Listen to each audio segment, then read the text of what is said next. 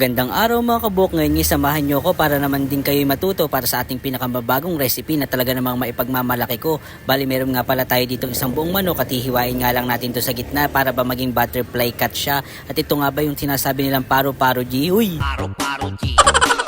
Kupal ka ba? Ay sus, parang iba yata yun. At pagkatapos nga natin biyakin ng manok, itatanggalin nga lang natin tong mga baga-baga niya at saka tutusok-tusukin nga natin. Wow! Ang sarap! Uy, parang iba tusok-tusok yung nasa isip dito. Pagkatapos nga hugasan nga lang din natin niya mabuti at makikita nyo naman nga talagang napakaganda ng pagkakaayos. At pagkatapos nga makabok, naglagay nga lang pala akong isang itlog at konting asin dito sa lalagyan. Pagkatapos ay lalamasin nga natin dyan yan hanggang pumasok ko itlog dun sa parte ng mga butas. Pagkatapos mga kabok ay nagbudbud nga lang din pala ako dito ng ating mixture powder o yung ating crispy fry para isubsub to agad. Ang ginawa mo sa akin. Ay, parang iba yata yung naisubsub ko. Sorry po. At pagkatapos nga makabok, ikukot nga lang natin mabuti itong isang buong manok. At nagsigang na nga rin pala ako dito ng kawali at hintayin nga natin itong maging mainit. At pag ganito na ngang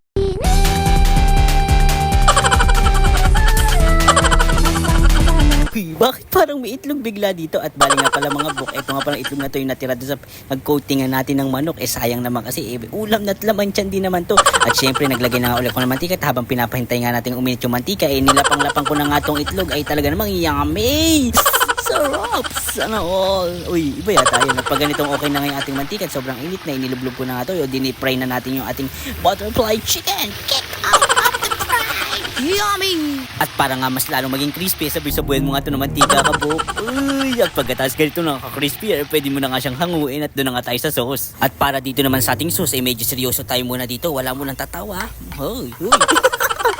At para dito nga pala makabuk, naglagay nga lang pala ako ng konting mantika at ginisa ko na nga pala tong bawang at sibuyas. At pagkatapos sinunod ko nga tong chocolate na chicken cubes. Ay, sinabi yung pangalan, chocolate na nga eh. At pagkatapos naglagay nga lang pala ako dito ng mantika ng tubig.